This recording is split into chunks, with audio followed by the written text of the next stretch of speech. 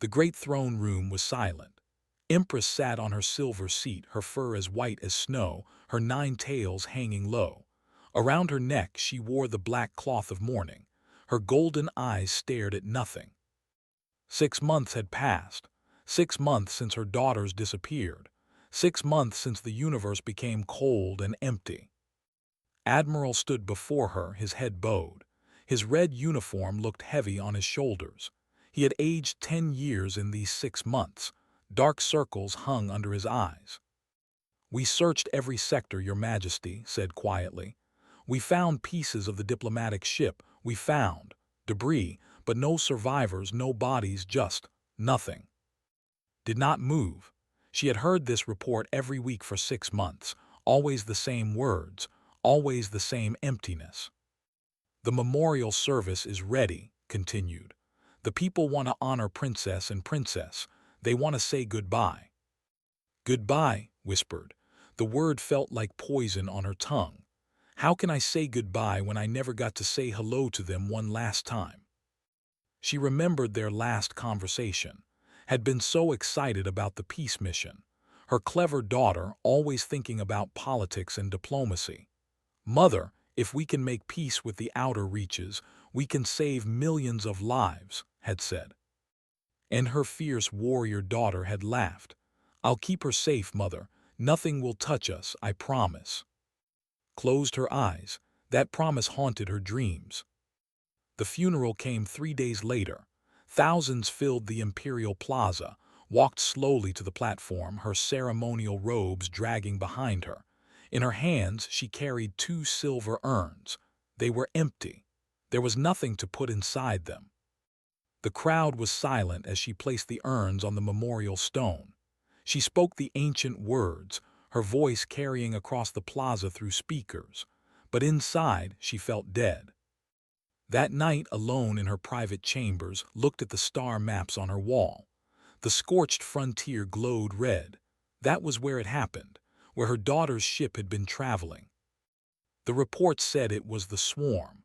Those monsters had ambushed the diplomatic vessel. Hundreds of ships against one small cruiser. The battle had lasted only minutes.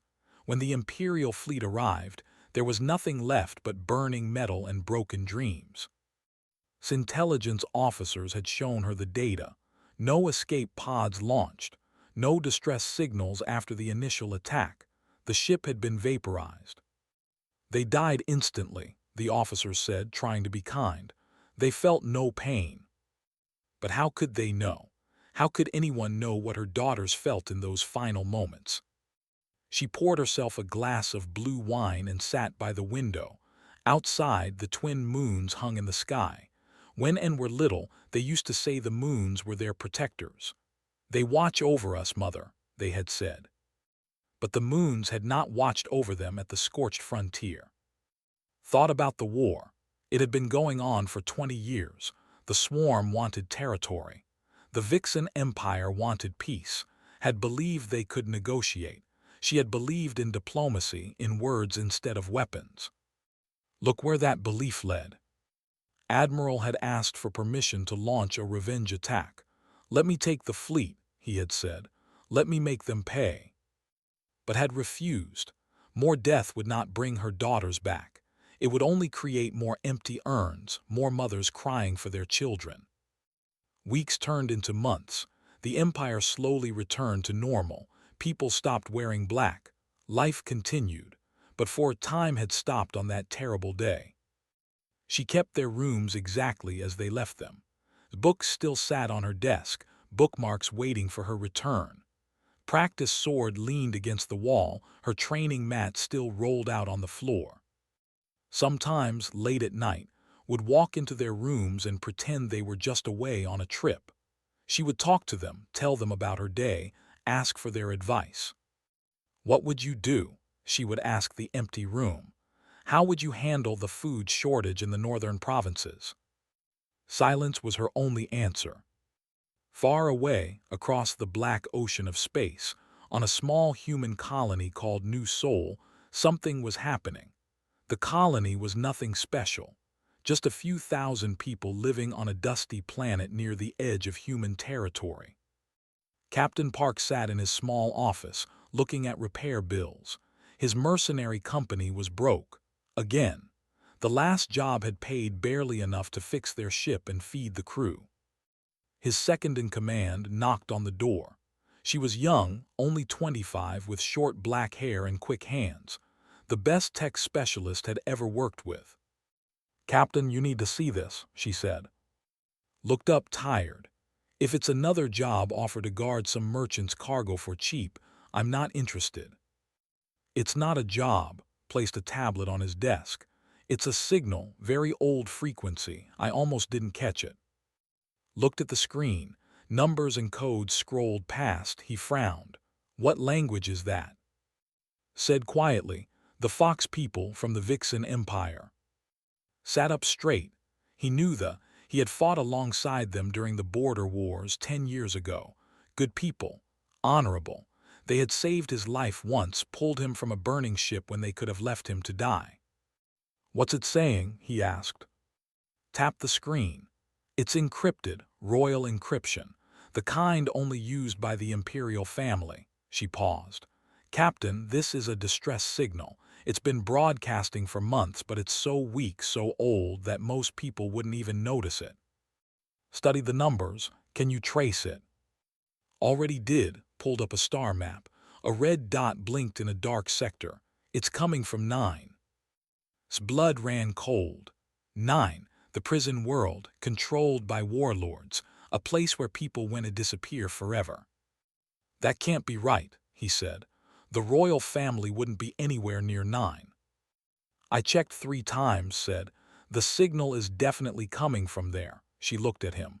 "What do you want to do?" Stared at the blinking red dot. He thought about the soldiers who had saved him. He thought about the debt he owed them. He said. "Tell him we have a new job." "This isn't a job," Captain said. "There's no payment. We'd be going into territory on a hunch." "I know," said, still staring at the screen. "But we're going anyway."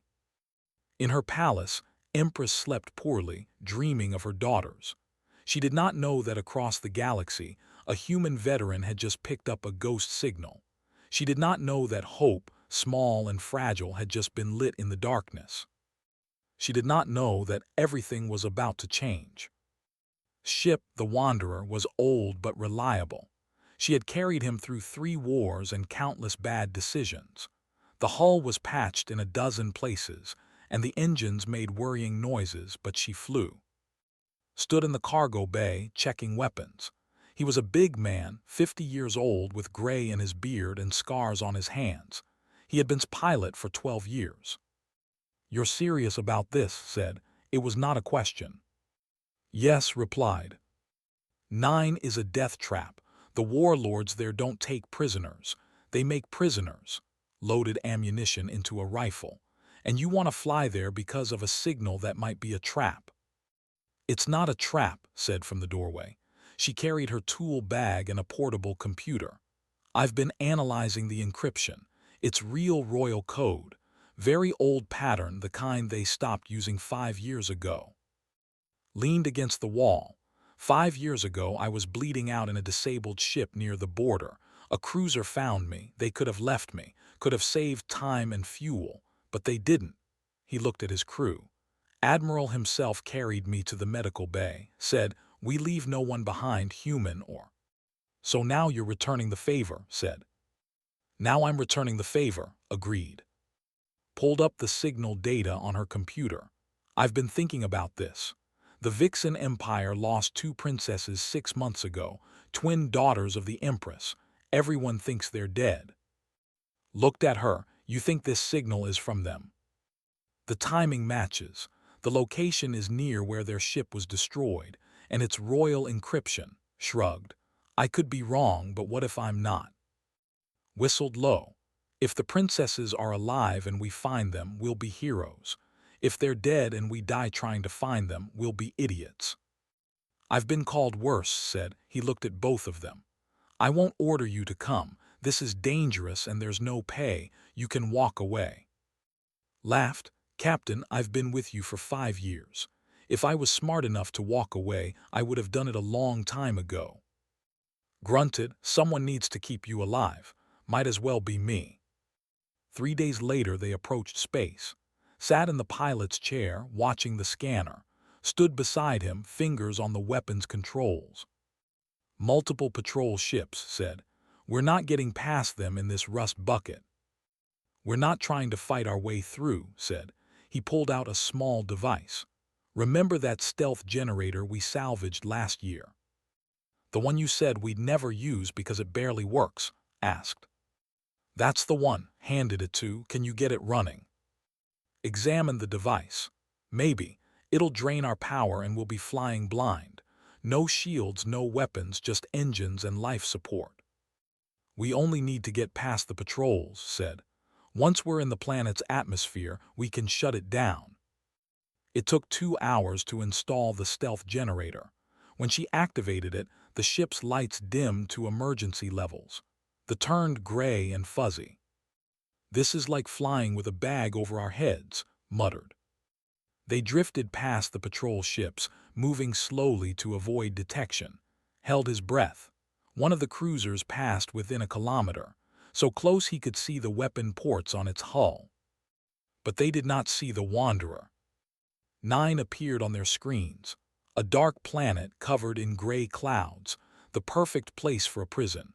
No one would come here unless they had no choice. "The signal is coming from the southern continent," said, reading her instruments. "Underground facility, big one." They landed in a rocky valley, 5 kilometers from the prison. The stealth generator died with a sad whine as soon as they touched ground. "Well, it got us here," said. "Now we just need to get back out," replied. Checked his rifle and pistol. He packed rations, medical supplies, and tools. This was not his first rescue mission. During the war, he had learned that careful planning beat brave stupidity every time. "You stay with the ship," he said. "Keep the engines warm. If we're not back in 48 hours, leave." "Captain," she started. "That's an order," said firmly. "And I can move faster as a small team, and if something goes wrong, we need you to get help." Did not look happy, but she nodded. And left at dawn. The planet's sun was red and weak. The air smelled like sulfur. They moved carefully, using their scanners to avoid patrols. The prison was built into a mountain. Huge metal doors marked the entrance. Guard towers watched the approaches. Dozens of soldiers moved around the perimeter. "We're not going through the front door," said. "No," agreed. He studied the mountain. "But every prison has weak points. Ventilation, waste disposal, maintenance tunnels. We find one of those, we find our way in." They spent hours circling the mountain, staying out of sight. Finally, found what he was looking for. A drainage pipe hidden behind rocks. It was small, barely wide enough for a person, and it smelled terrible. "Of course it's the sewer," said. "Would you prefer the front door?" asked. They crawled through the pipe. The smell was awful. Water dripped from above. Strange sounds echoed through the tunnel. But after 30 minutes they emerged inside the prison. The maintenance level was dark and empty. Old pipes ran along the ceiling. The walls were covered in rust and strange alien writing. Activated his scanner. "The signal is coming from below, 3 levels down." They moved quietly, using human guerrilla tactics learned in the war. Avoid patrols. Stay in the shadows. Move fast when necessary, slow when not. The prison was massive. Hundreds of cells lined the corridors. Most were empty, but some held prisoners. Saw aliens from a dozen different species. All looked hungry and tired. A guard turned a corner ahead and pressed against the wall, holding their breath. The guard walked past, not seeing them in the darkness. They descended deeper into the prison. The air grew colder. The lights flickered. Finally, they reached the third. The signal was strongest here. "Cell Block 7, his voice crackled in his earpiece. "The signal is coming from Cell Block 7. They found the cell block. It was different from the others. Heavier doors, more guards. This was where they kept the important prisoners. Watched the guard pattern. 2 soldiers walked the corridor every 10 minutes. Between patrols, there was a small window of opportunity. "When I move, you cover me," whispered two. "Like always," replied. They waited for the next patrol to pass, then ran to the cell doors. He pulled out his scanner, searching for the exact source of the signal. Cell 73, the scanner blinked red. Looked through the small window in the door. Inside, he saw two figures. They sat in the darkness, backs against the wall. Even in the dim light could see their features, fox-like faces, white fur, 9 tails each. And not just any. Royalty. One of them looked up, golden eyes meeting his through the window. She moved fast, standing and approaching the door. Her clothes were torn and dirty, but she held herself like a warrior. "Who are you?" she whispered in perfect human English. "Captain Park," he whispered back. "Human mercenary, I picked up your distress signal." The other appeared beside the first. They looked identical, twins. "Our signal?" the second one asked.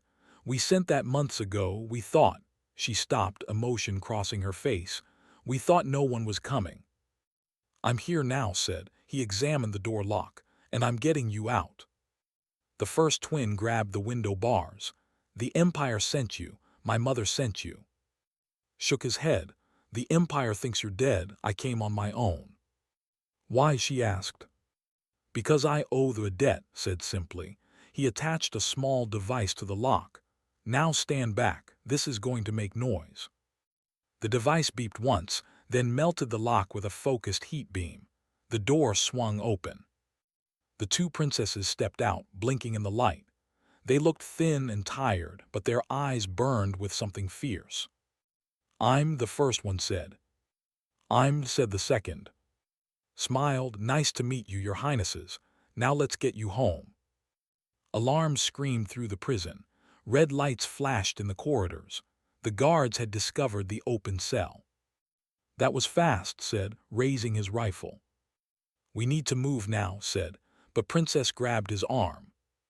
"Wait," she said, "we're not leaving alone." Stared at her. "What?" "There are others," Princess said. She pointed down the corridor. "Cell Block 7 holds political prisoners.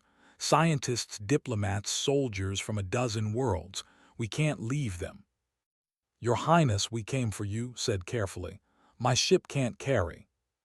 "Then we don't go," interrupted. Her golden eyes were hard. "We're not leaving them to die." Looked at the twins. 6 months ago, they had probably been soft palace princesses. Now they stood before him like soldiers, ready to fight. Laughed. "I like them." Heavy footsteps echoed from down the hall. The guards were coming. "Fine," said quickly. "But we do this smart. Cover the approach. Your highnesses open the cells. I'll handle the guard station." They split up, ran to the guard station at the end of the block. 2 guards were inside, reaching for their weapons. Was faster. 2 shots and they fell. He grabbed their access cards and threw them too. "Use these." The princesses ran from cell to cell, swiping the cards. Doors hissed open. Prisoners stumbled out, confused and scared. A human woman emerged from one of the cells.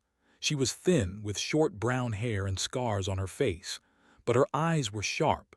She saw and smiled. "Human rescue team?" she asked.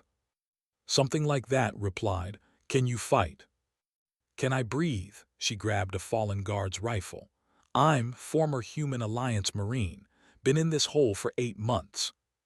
"Good to have you," said. He raised his voice. "Everyone who can walk, follow me. Everyone who can fight, grab a weapon." More guards poured into the corridor, fired controlled bursts, making each shot count. "Captain, we've got company." Princess did something that surprised. She picked up a metal pipe from the ground and charged the guards. Her movements were fast and brutal. She struck one guard in the knee, spun, and hit another in the throat. "Where did you learn that?" shouted. "From her," said, pointing at. "Humans fight dirty, I like it." The freed prisoners were a mix of species. Humans, reptilian, and others did not recognize. About 40 people total. Too many to move quickly, but they had no choice. We need to get to the surface, said. She was helping an injured walk. The main elevator is surrounded by guards by now, finished. We go through the maintenance tunnels, same way we came in. Laughed, you came through the sewers. Brave and stupid, I respect that. They moved as a group, fighting when they had to, hiding when they could. Led them through the prison's guts, using his scanner to avoid large groups of guards. But they were smart. They were herding the prisoners toward the central courtyard, cutting off escape routes. They're boxing us in, said. A massive appeared ahead. He was bigger than the others, wearing dark armor. His voice boomed through the corridor. PRISONERS, surrender or die. That's Warlord, whispered. He runs this prison. He's the one who tortured us for information. Saw the look in her eyes, fear but also hatred. We're not surrendering, said loudly. We're not going back in those cells. Laughed, brave words, little princess, but you're surrounded, there's no escape. There's always an escape, said. She looked at. You got a plan, Captain. Thought fast, human tactics, think different, use the environment, never fight fair. The power core, he said. Every prison has one. We take it out, the lights go out, the doors unlock, everything goes to chaos. The power core is 2 levels up, said, heavily guarded. So we split up, said. Take half the prisoners and head for the drainage tunnel, get them out. You go with him, protect them. What about you? Asked. I'm going to the power core with the princesses, said. We'll cut the power and create a distraction. When the lights go out, you run. That's suicide, said. It's tactical, corrected. He looked at and, Your Highnesses, you don't have to come. You can escape with the others. Smiled, it was not a kind smile. Captain, we've been planning this escape for 6 months. We're not leaving before we finish it. Nodded, besides, you'll need guides. We know this prison better than anyone. They split the group, led the larger group toward the tunnels. The twins and 5 other volunteers headed up toward the power core. Warlord and his guards pursued group, thinking that was the main escape. Smaller teams slipped through the chaos. The power core was a massive chamber filled with humming generators. 20 guards stood watch, too many for a frontal assault. We need a distraction, said. Princess looked thoughtful, then she smiled. I have an idea. Captain, do you have any explosives? A few charges, said. Why? In the level above us, there's a fuel storage room. We put your charges there, blow it up. The guards will think we're attacking from above. They'll leave the power core to investigate. It was a good plan, a human plan, use misdirection and chaos. They placed the charges carefully. When they exploded, the entire prison shook. Alarms screamed. Guards ran everywhere, shouting in their harsh language. The power core guards left their posts to respond to the explosion. And the twins rushed in, attached his last charge to the main generator. This will take out power to the entire facility. We'll have maybe 5 minutes of darkness before the backup generators kick in. 5 minutes is enough, said. They ran. Behind them, the charge detonated. The lights died. Emergency lights flickered, then failed. The entire prison went black. In the darkness, heard the sound of hundreds of cells unlocking automatically. When power died, the cells opened to prevent prisoners from being trapped. They had just freed everyone in the prison. Activated his night vision goggles and Grab's hand. Hold on to each other. Stay together. They moved through the chaos. Freed prisoners ran everywhere. Guards shouted. Weapons fired randomly in the dark. They found the drainage tunnel. Was waiting with the other escapees. Nice fireworks, said. The whole prison is going crazy. That was the plan, said. Let's move before. A roar cut him off. Warlord appeared at the tunnel entrance, a portable light in one hand and a massive weapon in the other. You, he screamed at the princesses, you think you can escape me? Stepped forward holding her metal pipe. We already have. Fired, pushed aside. The shot hit the tunnel wall, sending rock flying. returned fire, her rifle flashing, but's armor was too thick. The shots bounced off. "Get the prisoners out," shouted. "I'll hold him." "No," said she and stood beside him. "We fight together." The three of them faced Warlord, a human captain and two princesses against a warlord. But they had something did not. They had survived, they had learned, and they had each other. Shot its legs, struck his weapon with her pipe, knocking it aside, found a weak point in his armor and drove a sharp piece of metal into the joint. Roared and fell. They did not kill him, they did not have time. They ran through the tunnel, the sound of the warlord's rage echoing behind them. The Wanderer was waiting where they left it. Eyes went wide when she saw 40 people running toward the ship. "Captain, we can't fit." "Make it fit," shouted. They crammed everyone into the cargo bay. It was tight. People sat on top of cargo containers, squeezed into every available space. The ship lifted off as patrol ships appeared on the horizon. "Here we go," said from the pilot's chair. He pushed the engines to maximum. The Wanderer climbed toward space, shaking and groaning. Ships pursued, firing energy weapons. "Shields at 20%, called out. "Just get us to the jump point," replied. Princess sat in the co-pilot chair, watching the tactical display. "3 ships on our tail, more coming." "They really want you back," said. "They really don't want to explain to the Empire that they had us all along," corrected. The ship reached space. The jump point was ahead, but the ships were faster. "They're going to catch us before we can jump," said. Looked at the controls. Then he smiled. "Remember that crazy maneuver you designed, the one I said was too dangerous?" "Oh no," said. "Captain, we'll tear the ship apart." "We're about to get blown apart anyway," said. "Do it." His fingers flew across her console. The ship suddenly flipped, spinning end over end while still moving forward. The ships, not expecting the maneuver, overshot them.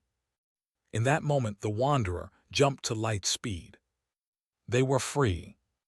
The jump damaged the ship badly. Sparks flew from broken panels. The engines made horrible grinding sounds, but they were alive and they were away from 9. Sat in the cargo bay counting heads, 43 freed prisoners, princess and princess, his crew of 3, 48 people on a ship meant for 6. "We have a problem," said, showing him a tablet. "Life support can't handle this many people for more than a few days, and the engines are failing. We're not making it back to space in one jump." "How many jumps?" asked. 3, maybe 4, wiped oil from her face. "And that's if nothing else breaks." Looked around the cargo bay. The rescued prisoners sat against the walls, sharing what little food and water the ship had. They looked tired but hopeful. Among them was a human medic they had freed. He was young, maybe 25, with gentle hands and a calm voice. He was treating injuries with the ship's limited medical supplies. "This one needs antibiotics," called out, examining a with infected wounds. "The infection is spreading." "We don't have antibiotics," said. "Then we need to get some," replied, "or she'll die in 3 days." Princess walked over. Her white fur was dirty and her royal clothes were in tatters, but she held herself straight. "There's a trading station near here, Outpost Gamma. We passed it on our diplomatic mission."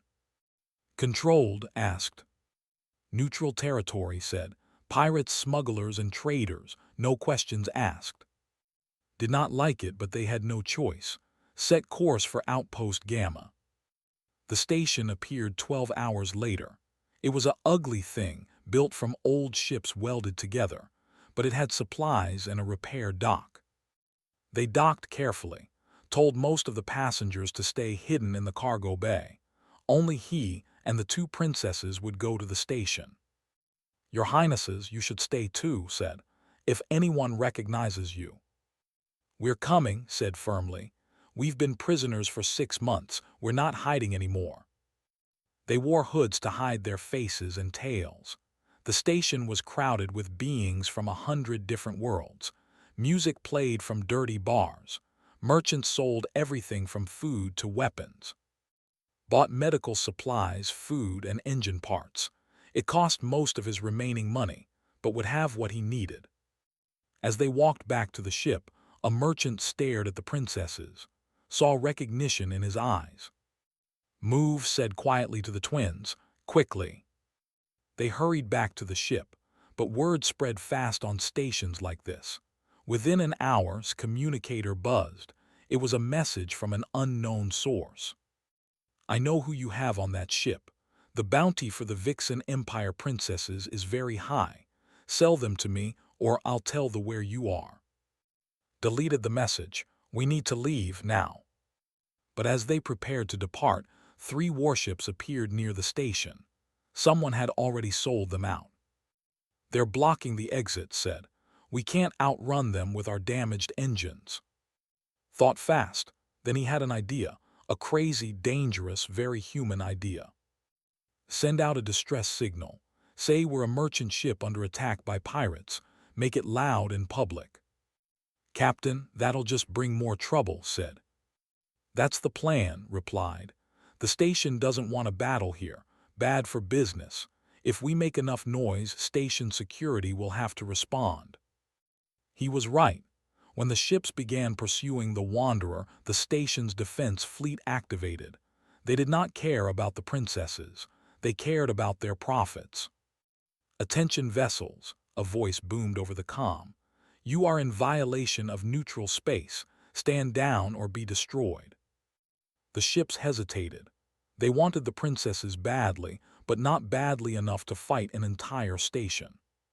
The Wanderer slipped away during the confusion. The next 2 weeks were hard. The ship jumped from system to system, always just ahead of pursuing forces. Word had spread. The princesses were alive and someone was bringing them home. During the long hours in hyperspace, got to know the twins better. They were not what he expected. Princess was smart, always thinking 3 steps ahead. She studied the star charts and suggested better routes. She talked to the freed prisoners, learning their stories, promising to help them when they reached safety. Princess was fierce. She helped with repairs, not afraid to get her hands dirty. She practiced fighting with, learning more human combat techniques. One night, found looking out the small viewport at the stars. "Can't sleep?" he asked. "Too much thinking," she replied. She turned to him. "Captain, can I ask you something?" "Sure." "Why did you really come for us?" asked. "You said you owed a debt to but this is more than a debt. You risked your life, your crew, your ship, for 2 people you never met." Was quiet for a moment. "During the war I saw a lot of death, lost a lot of friends. After a while you start to wonder what it's all for. Why keep fighting?" And prompted. "And then I realized," said, "we fight because someone has to. We save people because no one else will. It doesn't matter if they're human or anything else. We don't leave people behind." He looked at her. "That's what makes us human, not our weapons or our ships, our refusal to give up on each other." Smiled. "Your Empress would like you." "Your mother," corrected gently. "She's your mother, not just an Empress." Smile faded. "After 6 months, I wonder if she still thinks of us as her daughters, or just as lost symbols." "She thinks of you," said with certainty. "I've seen the news broadcasts. She wore mourning black for months. Parents don't do that for symbols." On the 12th day, tried to contact the Vixen Empire. He sent messages to Admiral, to the Imperial Palace, to anyone who would listen. "This is Captain Park of the Human Alliance. I have Princess and Princess aboard my ship. They are alive. Repeat, the princesses are alive."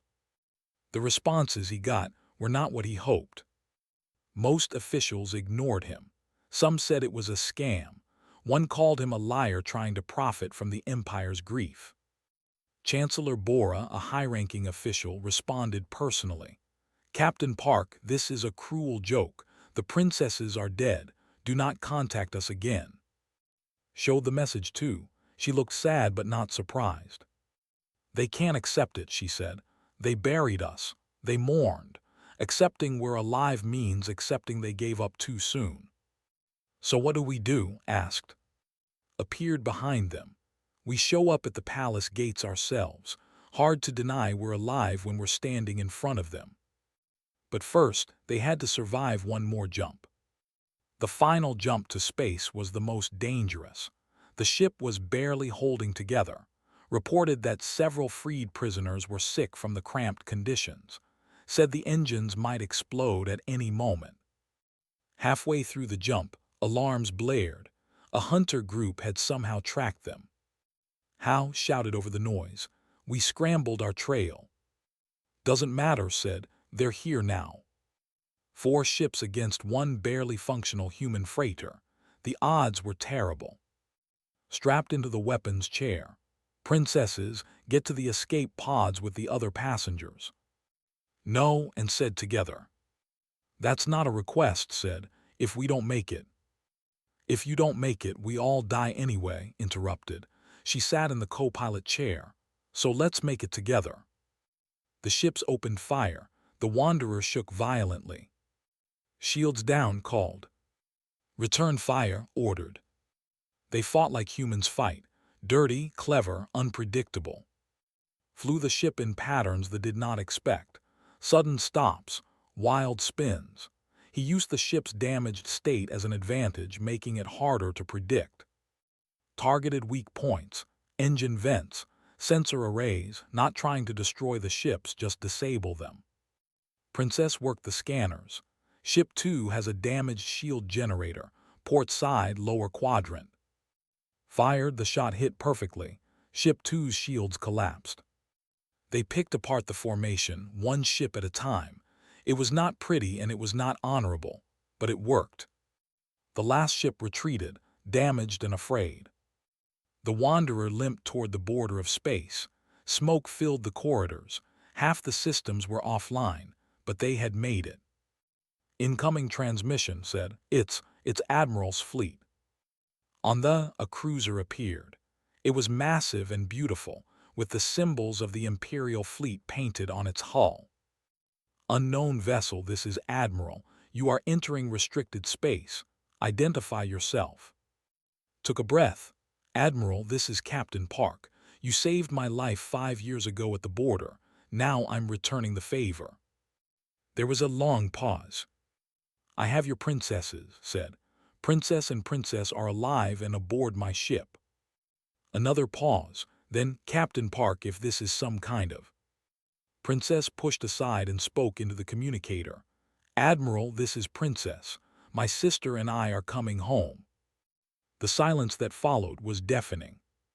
Then Admiral's voice, shaking with emotion. Your Highnesses, can it truly be you? It's us, said, appearing beside her sister, and we have a lot to tell you. Admiral's flagship escorted the Wanderer to the Imperial. The news spread like fire through the Empire. The dead princesses were alive. Impossible had become possible. Stood on the bridge of his damaged ship, watching the planet grow larger on the. It was beautiful. Blue oceans, green continents, white clouds, a paradise world. I've never seen it from space, Princess said beside him.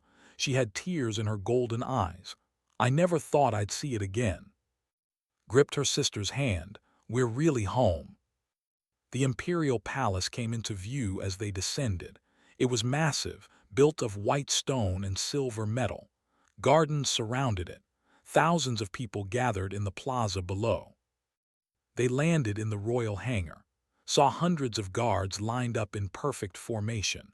Officials in fancy robes stood waiting, and in front of them all alone stood Empress. She looked smaller than expected. Her white fur was perfect, her 9 tails arranged just so, her golden crown shining, but her golden eyes were red from crying. The ship's ramp lowered. For a moment no one moved. Then and walked down the ramp together. Empress took 1 step forward, then another, then she ran. The Empress of the Vixen Empire, ruler of 1,000 worlds, ran like a simple mother to her children. She grabbed them both, pulling them close. Her perfect composure shattered. She made sounds no empress should make, crying, laughing, gasping. "My bobbies," she whispered, "my precious bobbies." The twins held their mother, and all three of them cried. Stayed on the ramp, giving them privacy.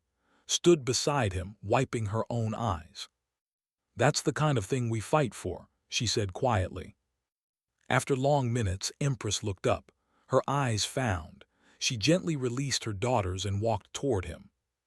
Bowed, "Your Majesty." Stopped in front of him. She was taller than him, as most were. She looked at him for a long moment. Then she bowed to him. The Empress bowed to a human mercenary. The entire plaza gasped. "Captain Park," said, her voice carrying across the hangar, "you returned my daughters to me. There are no words sufficient to express my gratitude." "I was just repaying a debt, Your Majesty," said, uncomfortable with the attention. "No," said, "you did far more than that. You gave me back my heart." The next days were a blur. The palace gave and his crew luxurious rooms. Doctors examined everyone from 9. The freed prisoners were given food, clothes, and passage to their home worlds.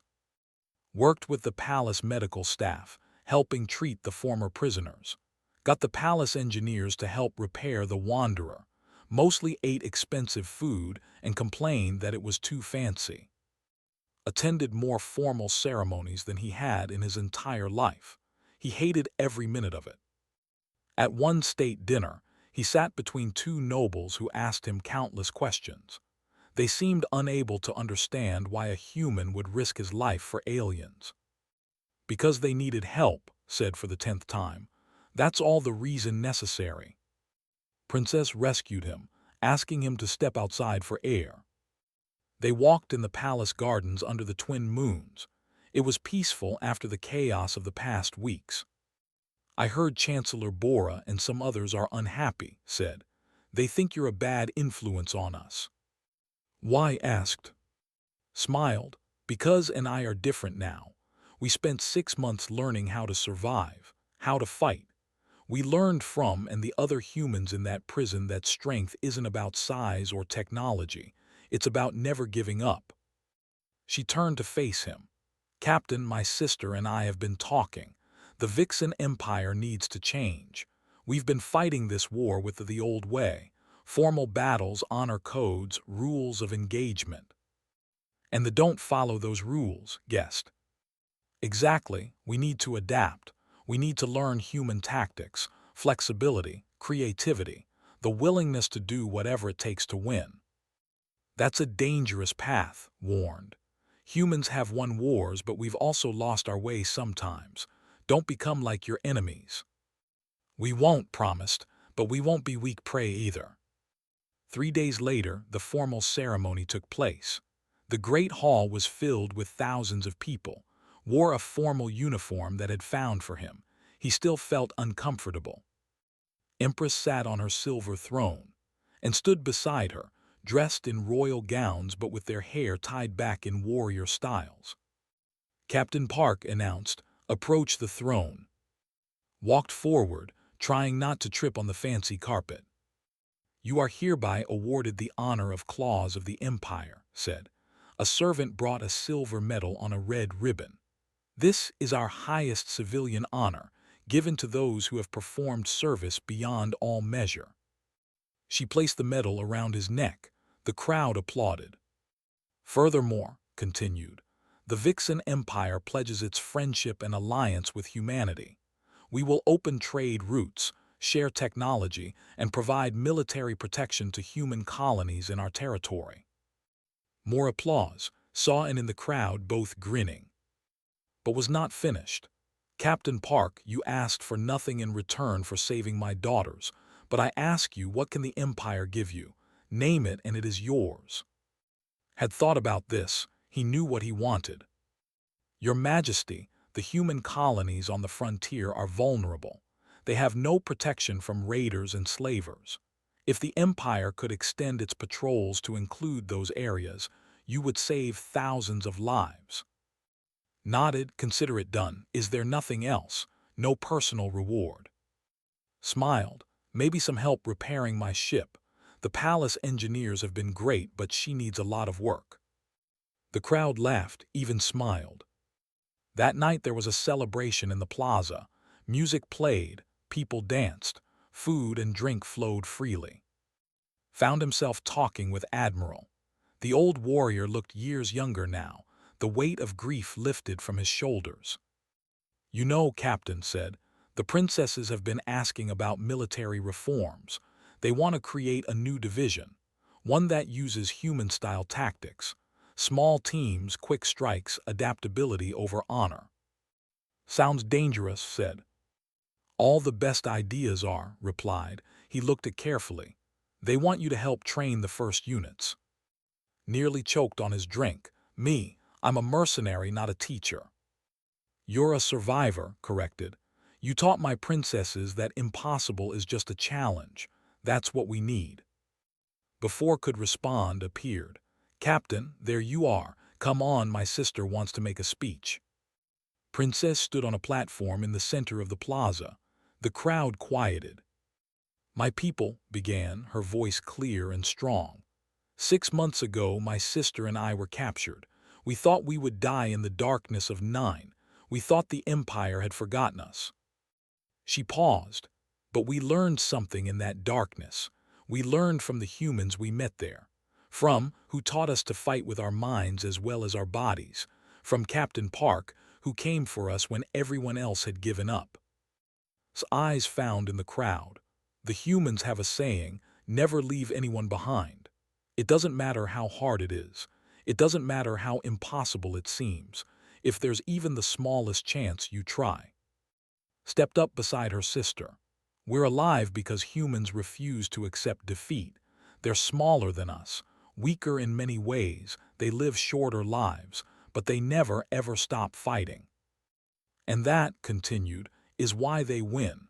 Not because they have the best weapons or the biggest ships, because they have something we forgot. They have heart." The crowd was silent, listening. "The war with they has gone on for 20 years, said. "We've fought with honor following the old rules, and we've been losing. It's time to change. Time to fight smarter. Time to learn from our human friends that sometimes the only rule that matters is never give up." The crowd erupted in cheers. Felt someone touch his shoulder. It was Empress. "Thank you," she said simply, "not just for my daughters, but for reminding us what we'd forgotten." Weeks passed, and his crew prepared to leave. The Wanderer had been completely rebuilt. She was better than new, fitted with shields and weapons. Princess and Princess came to see them off. "You don't have to go," said. "You could stay, help us build the new military division." Shook his head. "That's your path, Your Highness. I'm just a mercenary who got lucky." "You're more than that," said. "You're our friend." "Then as your friend, I'm telling you, you don't need me anymore," smiled. "You learned everything you need to know, now go use it." They said their goodbyes. As the Wanderer lifted off, watched the palace shrink below. "So what now, Captain?" asked. "Now we go home," said. "Get a beer, rest for a week, then find another impossible job." "That's what I like about you," said from the pilot's seat. "Always optimistic." But 3 months later, received a message. It was a video call from the border regions. Princess and Princess appeared on screen, both wearing black military uniforms. Behind them, could see human and soldiers working together. "Captain Park," said formally, then she smiled. "We wanted to show you something." The video panned to show a massive military operation. Joint human strike teams. Small, fast ships using guerrilla tactics. Forces being pushed back. "We're winning," said simply. "For the first time in 20 years, we're actually winning." "We learned from the best," added. "A stubborn human who wouldn't take no for an answer."